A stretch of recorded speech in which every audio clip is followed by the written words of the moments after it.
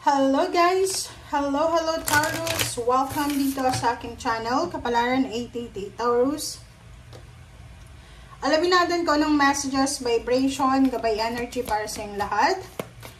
This is money, career, financial reading para sa lahat ng Taurus. I hope na makuha nyo yung energy. I hope na makuha nyo yung messages na gustong ipahiwatig sa inyo, Taurus. Okay, yung first card mo dito is Rising Above. I see only beauty and grace. Okay, wow. So, for the month of August and September, ang nakikita natin dito sa mga Taurus ay, they are like the phoenix rising from the ashes. Yung parang babangon ka sa putik.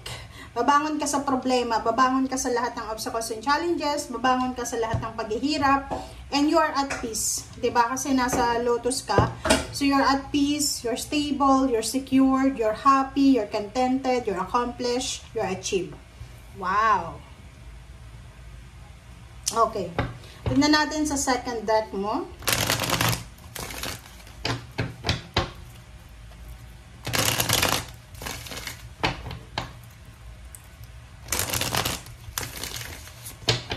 Okay, Taurus.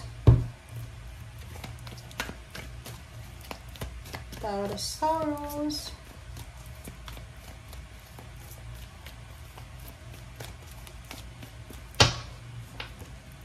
Okay, third eye chakra. Wow, chakra.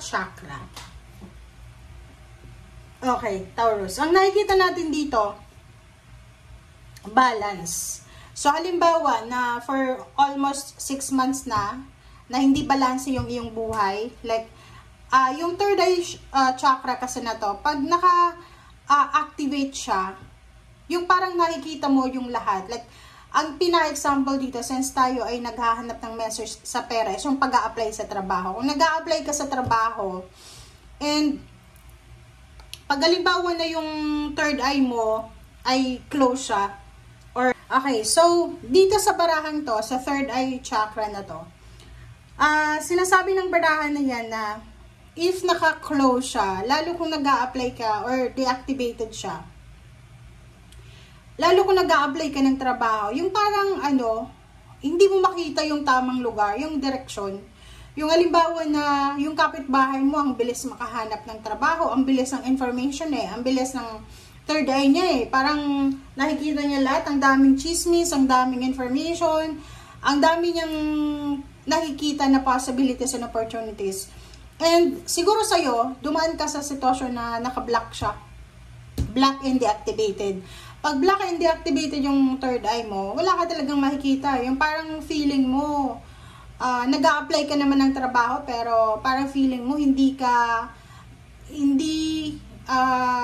walang interesado sa'yo na company or yung employer or yung HR, parang ganon. So, sa'yo, sinasabi ng bara sa'yo dito na for the month of August and September, bukas siya. Bukas yung third eye mo. So, rising from the ashes, rising above. So, lahat ng pinagdaanan mo ay mapagtatagumpayan mo yan. So, kung halimbawa dati hindi mo makita-kita kung ano yung mga openings na trabaho, ngayon, possible na siya.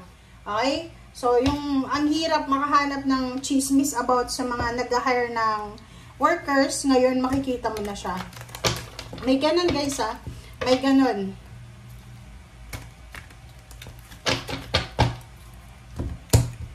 Okay, Taurus.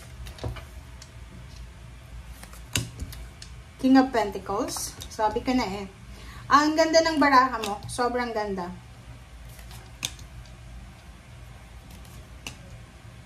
Okay, basahin natin. King of Pentacles, the Empress, Queen of Swords, Seven of Swords, the Wheel of Fortune, and Strength. Okay, so kung makikita mo dito, Taurus, sinasabi ng King of Pentacles na lahat ng Taurus na nanonood sa ngayon, makaka-resonate kayo dyan. Kasi, lalo yung iba na, sabi ko nga, naka-block yung chakra nyo na third eye, marami kayong pinagdaanan na setbacks, mga problema, financial problems, emotional problems, yung mga uncertainty, disappointments, rejection, parang ganon. But dito sa barang to, yung King of Pentacles, sinasabi na mayroong pagbabago. Kumbaga, mayroong magbubukas na oportunidad para sa'yo. Siguro dati nagbukas na to para sa'yo eh. Like for example, nagbukas na to sa'yo. Ang problema lang, hindi mo siya nakita, hindi mo siya napansin, hindi mo siya naramdaman because naka-block nga yung third eye mo. So ngayon na nakabukas na siya, posibleng makikita mo na yung mga possibilities and opportunities sa paligid mo. Kasi minsan, di ba, pag naka-block siya, lalo yung throat chakra, kahit may gusto kang sabihin, hindi mo masabi-sabi kasi naka-block eh. Dito sinasabi ng Queen of Swords and Wheel of Fortune na yung direksyon na tinatahak mo sa ngayon is, yun din yung direksyon na gustong ibigay sa'yo ng universe. So, there's a change, there's a transformation na posibleng darating sa'yo, Taurus. So, maybe there's a new baby, pregnancy, new source of income, new money, new job, new career, new business. Nakikita ko sa'yo dito kasi mayroong mga animals siya, diba? Tapos may buntis.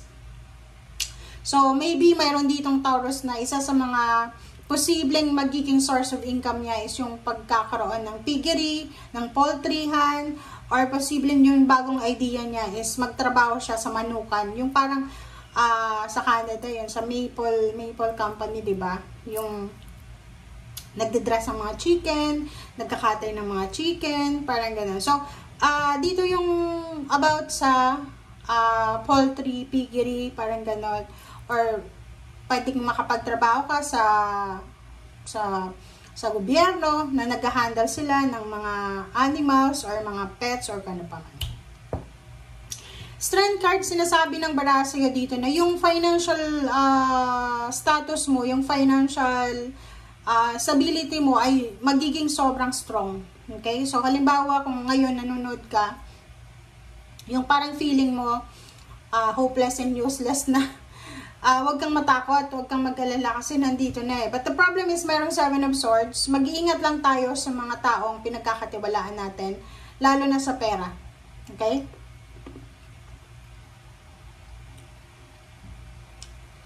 Kasi nakikita mo dito,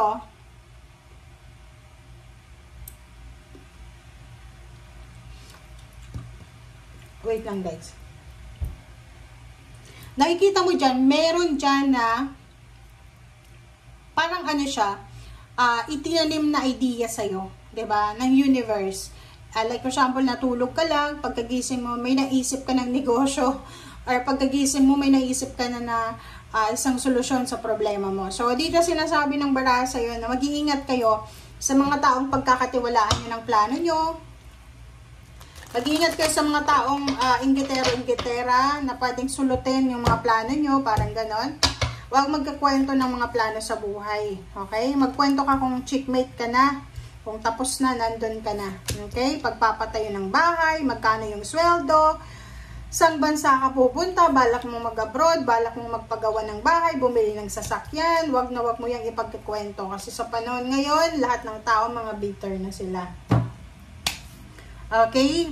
Judgment and 8 of Cups. So, nakikita natin dito yung travel plan. So, posibleng August ay ikaw ay magta-travel para sa sarili mong pangarap. Yun, yung iba, posibleng pauwi ng Pilipinas or lilipat ng ibang bansa kung nasa ibang bansa na sila. Yung iba din na sa inyo ay posibleng lumipat ng ibang lugar because of job, because of business. And nakikita ko na kinakailangan mo dito ng sobra-sobrang pasensya. Okay? Kailangan mo ng sobra-sobrang pasensya sa buwan ng Agosto. Kasi posibleng matrigger ka sa mga tao sa paligid mo. Ay yung 5 of Pentacles pala, pagpasok ng August, wala ka pang masyadong pera. Yung baga, meron ka pang mga financial problems like may utang ka pa na kailangan bayaran or kano pa man. So, sinasabi ng baraha sa'yo dito na yung problema mo sa pera, gawin mo siyang motivation. Okay, sorry. Gawin mo siyang motivation para mag-ipon ng pera, para magtipid, para maiwasan yung mga shopping, online shopping, o yung mga luho. Okay, kasi, di ba, parang halimbawa, lalo kung matagal kang walang trabaho, unemployed ka, once na nakasahod ka na, baka sabihin mo na, reward ko to sa sarili ko, ganyan, ganito. Walang masama sa pagre-reward, pero make sure na unahin mo muna yung mga unang obligations, Like, kung may mga utang ka, bayaran mo muna. And ayusin mo muna yung mga importante. Okay? Mga importanteng bagay na dapat ayusin. Ayusin mo muna. Okay? And the Hermit, sinasabi ng barahan na you need to take a rest. Okay? Magpahinga kung ikaw ay napapagod. Huwag masyadong workaholic.